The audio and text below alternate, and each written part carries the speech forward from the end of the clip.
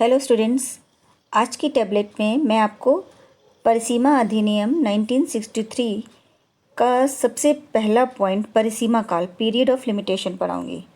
परिसीमा काल से आप क्या समझते हैं? What do you understand by period of limitation? Actually period of limitation की ज़रूरत ही क्यों पड़े हमें परिसीमा काल की? क्योंकि विधि केवल उन्हीं व्यक्तियों की सहायता करती है जो जागरूक हैं। जो न्यायालय से अनुतोष प्राप्त करना चाहते हैं उन्हें जागरूक रहना चाहिए। सुस्त, आलसी एवं निष्क्रिय व्यक्तियों की न्यायालय कोई सहायता नहीं करता। The court does not help indolent, flaxseed and inactive persons. इसलिए आपको अगर न्यायालय से अपने किसी अधिकार को प्रवर्तित कराना है तो उसके लिए आपको जागरूक रहना चाहिए। इसीलिए लॉ ऑफ लिमिटेशन बनाया गया है। वो एक टाइम प्रिस्क्राइब करता है for different suits, appeals and application, जिसके लिए कि एक एग्रीव पार्टी जो व्यथित पक्षकार है वो न्यायालय में अप्रोच कर सकता है अपने लिए न्याय के लिए। इसके लिए परिसीमा अधिनियम में दो विधिक सिद्धांत हैं जिन पर कि इसको आधारित किया गया है। इंटरेस्ट रिपब्लिके उट सिट फिनस लेटम, मतलब the interest of the state requires that there should be an end to litigation. यह राज्य के हित में है कि वादों का अंत हो। तो इसलिए क्योंकि अगर वादों का अंत नहीं होगा तो बहुत सारे आपको न्यायालय स्थापित करने पड़ेंगे, न्यायालयों में केसेस बढ़ेंगे, लोगों में लड़ाइयाँ बढ़ेंगी। तो जितनी वाद कम होंगे, जितने केसेस कम होंगे, उतनी ही सद्भावना रहेगी, उतना ही राज्य के ऊपर बोझ कम पड़ेगा। इसके अलावा विजिलेंटिबस नॉन डॉर्मेंटिबस ज्यूरा सबवेनिएंट means law helps the diligent and vigilant and not to the sleepy. अगर आप जागरूक नहीं हैं और सुसुप्त हैं तो न्यायालय आपकी सहायता नहीं करेगा। आपको अपने अधिकारों के प्रति स्वयं ही जागरूक रहना है। न्यायालय आपके घर में आके आपको कोई भी जो अनुतोष है वो प्रदान नहीं करता है।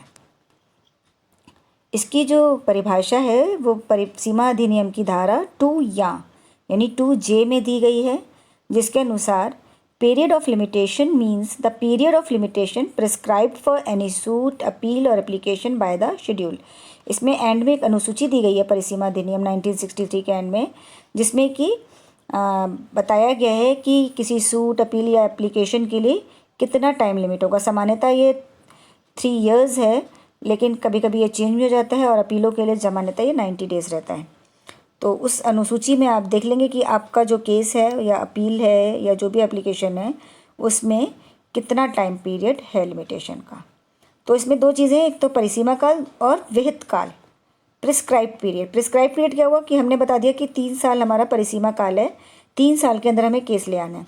लेकिन प्रिस्क्राइब पीरियड यानी विहित काल चेंज भी हो सकता है, क्योंकि क्या होता है कि उन 3 सालों में से हमने पता चला एक दिन हमें नकल लेने में लग गया, फिर आखिरी दिन कोर्ट बंद था, बीच में आप निर्योग्य, मतलब आपने जब वाद काल प्रारंभ हुआ तो आप निर्योग्यता से ग्रस्त थे, तो पता चला वो 3 साल आपके 5-6 साल में जाके पूरे हुए।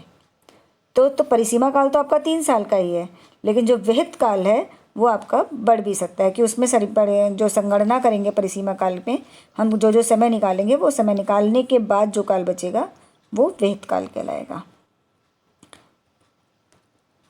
Section 3 of the Limitation Act prescribes the general rule that subjects to the provision contained in Section 4 to 24। 4 से 24 तक में जो भी धाराएं हैं उनके बारे में बताया गया है। Every suit instituted, appeal preferred and application made after the prescribed period shall be dismissed। मतलब उसमें जैसे 3 साल बताया गया है, आप 3 साल के बाद अगर अपना कोई एप्लीकेशन लाते हैं या अपील डालते हैं या सूट इंस्टीट्यूट करते हैं तो उसके बाद उसको डिसमिस कर दिया जाएगा, उसको खारिज कर दिया जाएगा।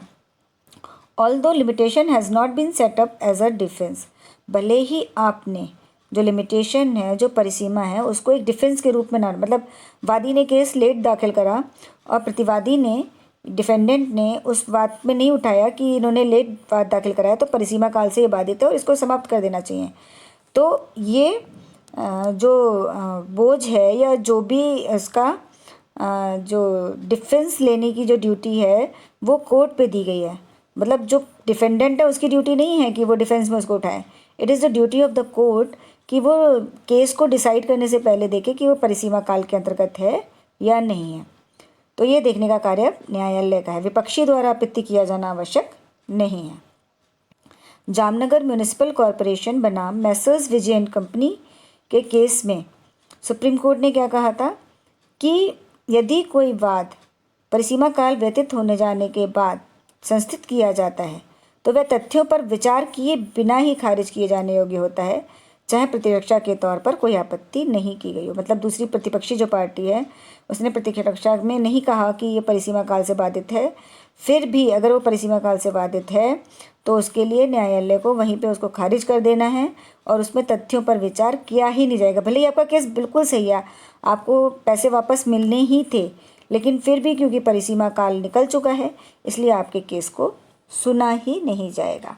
तो इसीलिए परिसीमा काल का बहुत ही महत्व है, इसको ध्यान से पढ़िएगा क्योंकि आगे सेक्शंस आपके लिए इम्पॉर्टेंट रहेंगे।